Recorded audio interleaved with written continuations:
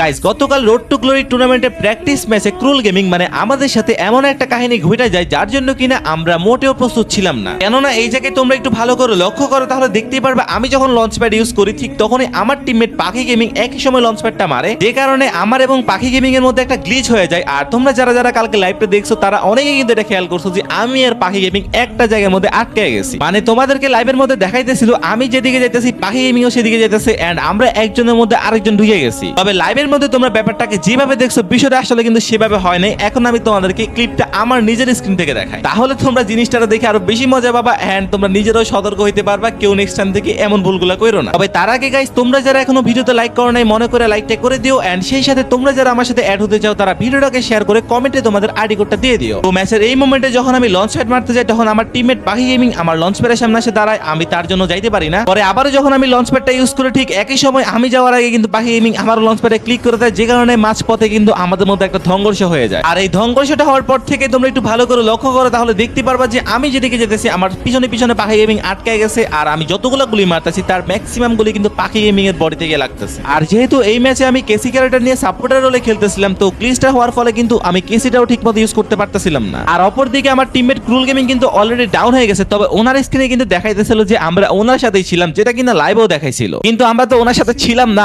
আর যেটা কিনা তোমরা মূলত আমার স্ক্রিনের মাধ্যমে দেখেই এখন কনফার্ম হইতে পারলা। তবে এই গ্লিচটা কিন্তু শুধুমাত্র আমাদের সাথে হয়েছে, কেননা আমাদের অপোনেন্টের থাকা প্লেয়ারগুলো কিন্তু আমাদেরকে ঠিকমতোই দেখতেছিল, যেটা কিনা আমি তোমাদেরকে একটু পরে দেখাবো। আর একটু আগে যেহেতু আমি বললাম যে এই ম্যাচ আমি সাপোর্টার রোলে খেলতেছি, তো এখন তোমাদের অনেকের মনে আসতে পারে যে ভাই আপনি তো মোবাইলে স্নাইপার রোলে গেম প্লে করেন টুর্নামেন্টে, তাহলে কেন সাপোর্টার রোলটা প্লে করতেছেন? তো এর কারণটা হচ্ছে তোমরা জানো যে আমাদের টিমের ফার্স্ট রাশার হচ্ছে আভান, আর একটা ফার্স্ট রাশার যত ভালোই গেম প্লে করুক না কেন সেই যদি তার সেকেন্ড রাশার থেকে ভালো একটা সাপোর্ট না পায় তাহলে কিন্তু ওই ফাইটগুলো কখনোই বের হয় না এন্ড ওই জায়গায় কিন্তু নিজেদের স্কোয়াডটাকে ওয়াইপ খাইতে হয়। যে কারণে প্রথম দিন কিন্তু আমি স্নাইপার রোলে খেলতেছিলাম, কিন্তু দেখলাম যে আভান কোনো প্রকার টিমমেট থেকে শর্টে সাপোর্ট পাচ্ছে না। আর আমাদের পাখি আপু যেহেতু প্রফেশনাল কোনো স্পোর্টস প্লেয়ার না, দ্যাটস ওয়াই ওনার এইসব সাপোর্টে একটু প্রবলেম হচ্ছে। আর অন্যদিকে তোমরা তো জানোই যে ক্রুল গেমিং হচ্ছে জন্ম থেকে স্নাইপার প্লেয়ার, আর একজন স্নাইপার প্লেয়ারের মাথায় কিন্তু অলওয়েজ ঘুরে যে দূর থেকে কিল বের করা অর্থাৎ লং রেঞ্জে ফাইট করা, দ্যাটস ওয়াই উনিও কিন্তু শর্টে আসে না। তাই আমাদের প্রথম দিন এবং দ্বিতীয় দিনের ম্যাচগুলোর মিস্টেকের ফলে আমি বুঝতে পারি যে না আমাকে সেকেন্ড রাশার হিসেবে খেলতে হবে এবং আভানকে ভালো একটা সাপোর্ট দিতে হবে। আর যেটা কিনা কালকে আমরা প্রথম 3 ম্যাচ মারা খাওয়ার পর বাকি 3 ম্যাচ মানে অ্যালপাইন, নেক্সট্রা